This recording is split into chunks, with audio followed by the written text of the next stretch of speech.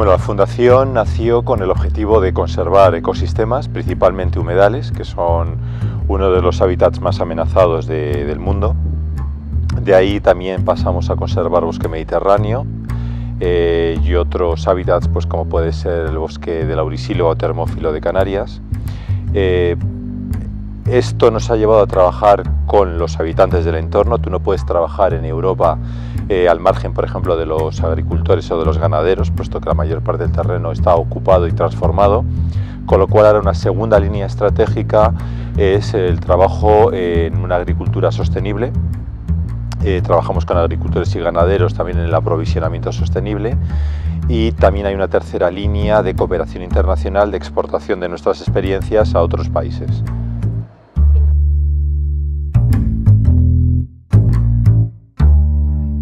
En España principalmente trabajamos en Castilla-La Mancha, Castilla-León, Extremadura, la Comunidad Valenciana, en Canarias. Esas son las principales áreas en España, pero luego también hemos hecho proyectos de cooperación en República Dominicana, en Paraguay, principalmente en América. También algo hemos colaborado en proyectos en Guatemala, Colombia. En África hemos trabajado en Senegal, en Mozambique. Y en Asia hemos trabajado en Sri Lanka después del tsunami con nuestros socios de fundaciones que llevan también a la conservación de humedales, y en Filipinas también en temas de tratamiento de agua sostenible.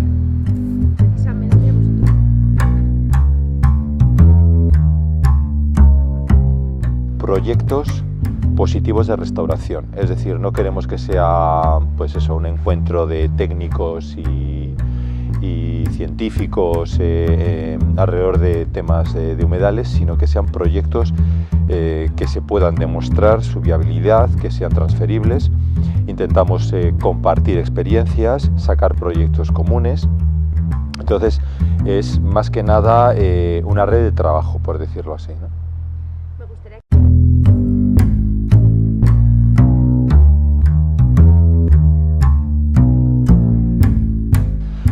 Dentro de lo que es la conservación de humedales, yo creo que los proyectos más destacados que ha desarrollado la Fundación ha sido la restauración de la laguna de Fuentes de Nava, de Boada de Campos y de Pedraza de Campos en la zona de Palencia de Tierra de Campos, lagunas que se desecaron o medio desecaron a mediados del siglo XX, cuando vino el boom y la fiebre de la desecación de zonas húmedas. Posteriormente hemos trabajado en 27 humedales de La Mancha, lo que es La Mancha, el lugar de interés comunitario La Mancha Húmeda.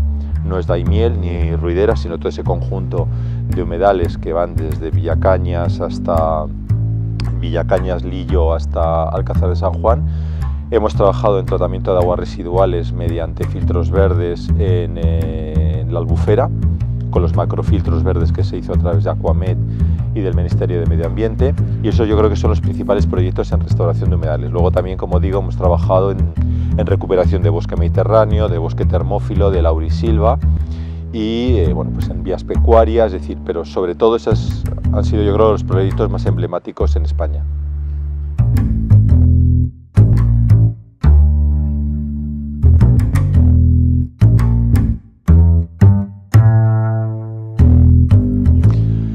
El proyecto Life Humedales de La Mancha ha sido una continuación, una ampliación realmente de otro Life que hubo en el año entre el 98 y el 2002 en la zona de Villacañas para recuperar los 3 humedales de Villacañas. Esto lo hemos ampliado con este Life a 27 humedales, como digo, del lugar de interés comunitario Humedales de La Mancha, Red Natura 2000. Entonces se trata de unos humedales únicos, son humedales temporales, la mayor parte se secan en verano, muy salinos, con lo cual tienen especies únicas de flora. De hecho, el hábitat estepario que rodea estos humedales son saladares declarados por la Unión Europea como hábitat prioritario. Tienen especies de limonium, de albardín, es decir, especies herbáceas, pero que están especialmente adaptadas. Y entonces el problema de este hábitat es que ha sido desplazado por la agricultura, por la ganadería. Entonces el proyecto ha consistido principalmente en la compra de parcelas perilagunares, es decir, que rodean a estos humedales, primero para recuperar este hábitat, para eliminar agricultura de estas zonas, que además es una agricultura muy poco productiva por la salinidad, la ampliación también de estos humedales, crear una zona tampón alrededor de ellos para evitar la sedimentación o el aporte de nitratos por parte de los cultivos a las aguas, la regeneración mediante plantaciones de estos terrenos que se han ido comprando, más de 200 hectáreas, y luego todo un programa de monitorización de aves, de insectos. Es muy importante también la población de insectos porque también son únicos, es decir, son especies muchas veces endémicas que solamente se encuentran aquí. Entonces, en colaboración con el Museo de Ciencias Naturales se ha hecho una especie de seguimiento de indicadores de estas especies, y se ha trabajado también en un programa muy potente de educación ambiental en toda la comarca, con los colegios, acercando los chavales a las lagunas y haciéndoles entender el valor que tiene este ecosistema, ¿no?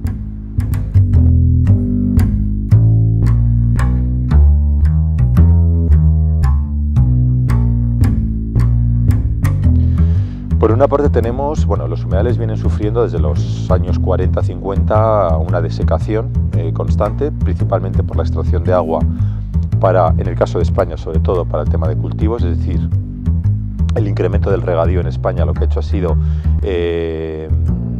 disminuir la capacidad de los acuíferos. Los acuíferos son los que alimentan muchos de los humedales en España. También el desvío de aguas o la reserva de aguas para la irrigación con aguas superficiales ha disminuido el aporte a humedales que se alimentaban a través de ríos, y se considera que más del 60% de los humedales españoles está destruido por esta causa. Es decir, por una parte la falta de agua y por otra también la contaminación, es decir, el aporte de nitratos, fosfatos, fitosanitarios, plaguicidas por parte de los cultivos ha contaminado estas aguas.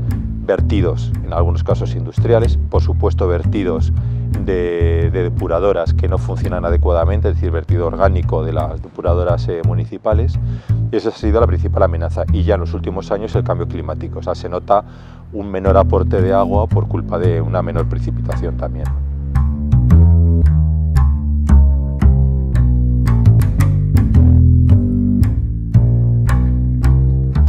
Los humedales tienen un papel fundamental en los hábitats que ocupan a nivel natural y a nivel social. Por una parte, suponen una recarga para acuíferos, es decir, el agua que llega a los humedales termina yendo en profundidad, recarga acuíferos, que a su vez es agua potable para consumo humano o para regadío, para otros usos industriales. También son una zona de descarga en zonas donde hay exceso de humedad, o zonas tampón para prevenir avenidas. Por otra parte, es una fuente de riqueza, dependiendo del tipo de humedal, pues han sido fuentes de pesca, fuente de caza de anátidas. Hay el famoso humedal de Tierra de Campos, la laguna de Tierra de Campos, la laguna de la Nava, que era el mar de Castilla en la época de los Reyes Católicos, pues abastecía de proteína animal a más de 8 municipios de la comarca, por ejemplo. Genera humedad, genera un microclima fundamental también para los cultivos. Es decir, que no se ha valorado adecuadamente el papel de los humedales en todos estos servicios sociales y ecosistémicos, ¿no? También, por ejemplo, últimamente se está analizando su papel como fijador de carbono. Al final terminan depositando materia orgánica en el fondo, que es un sumidero de carbono.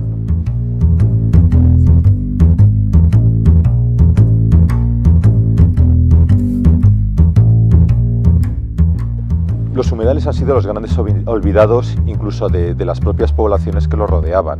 En nuestro caso, cuando empezamos a trabajar a final de los años 90 en la zona de La Mancha, algunos humedales desecados les llamaban el vertedero, con eso lo digo todo, ¿no? Entonces ha habido un cambio, yo creo que radical, es decir, todos los colegios han pasado por el proyecto, los chavales han aprendido a valorar sus especies, empiezan a tener un cierto orgullo, ¿no?, de estos ecosistemas. Ayer mismo que dábamos un taller con agricultores en Quero, en plena Mancha toledana, ellos decían, es que fíjate, aquí en las puertas del pueblo tenemos este humedal y estamos viendo los flamencos desde la puerta de casa, ¿no? Entonces, eso era impensable hace 20 años. Básicamente ha sido mucha educación ambiental, entender también que los humedales pueden dar una imagen diferenciada al pueblo, también incluso para la comercialización de sus productos. Nos ha sorprendido mucho, por ejemplo, que en Pedro Muñoz haya un vino que se llama en inglés Rose Flamingo, flamenco rosa, y que utiliza la imagen del flamenco para vender sus vinos, ¿no? Cosa que también antes era impensable, ¿no? Es decir, que creo que ha cambiado bastante. Están viendo también muchos ejemplos de comercialización diferenciada de productos en base a la biodiversidad, y ellos mismos lo están empezando a aplicar, ¿no? Es decir, también ven ahí un componente económico importante.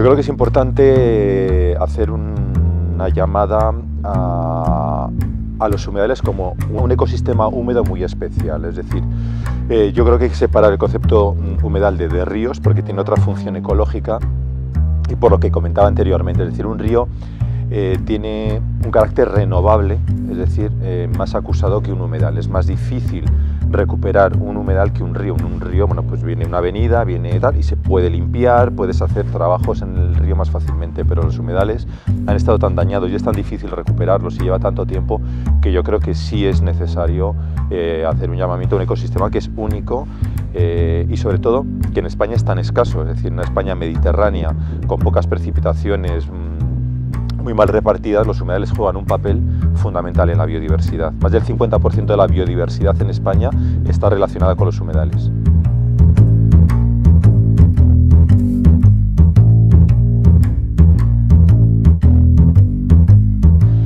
Bueno, como te decía, los humedales españoles están muy amenazados. Más del 60% de los humedales han sido desecados o se encuentran muy contaminados, o evidentemente no tienen ya la capacidad que tenían hace 50-60 años.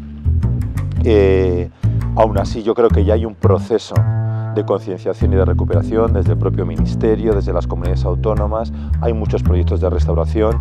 Se ha mejorado mucho, por ejemplo, en las políticas de depuración de aguas residuales, que han sido una de las principales afecciones. También hay un control mayor en el tema de la utilización de nitratos, de fosfatos en la agricultura. Se han declarado zonas vulnerables a los nitratos por parte de la Unión Europea, es decir, no estamos en el mejor momento, pero ya por lo menos hemos avanzado hacia la recuperación. Yo creo que estamos mejor que hace 20 años, ¿de acuerdo? Pero evidentemente queda mucho para llegar al estado que teníamos hace un siglo.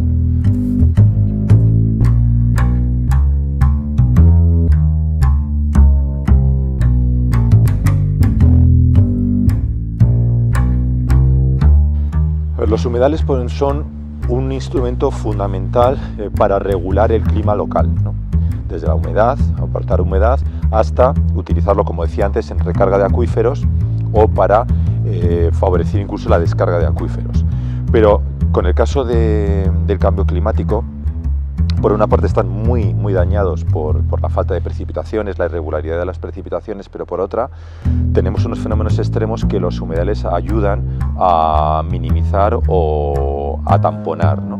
Entonces, por ejemplo, en caso de avenidas, y esto lo hemos visto en La Mancha es muy plana, cuando hemos tenido lluvias torrenciales, los humedales han ayudado a contener parte de estas aguas y a evitar desbordamientos e inundaciones de pueblos, por ejemplo, ¿no?